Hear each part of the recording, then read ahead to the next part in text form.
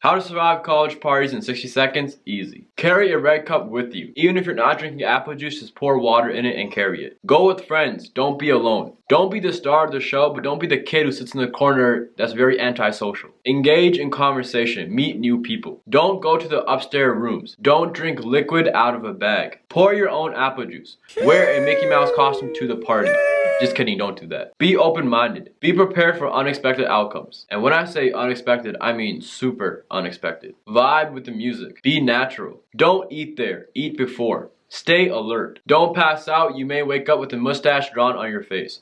Don't wear heavy clothing to the party. It can get hot really fast. I did that and I regret it. Be prepared for satellite houses. They are hot and musty and sticky. If people fall on you, just help them up and smile. Trust me, they are not in their senses. Last but not least, actually do wear a Mickey Mouse costume. Just do it for fun. It'll leave a lasting impression to everyone there. And that's how you survive college parties in 60 seconds.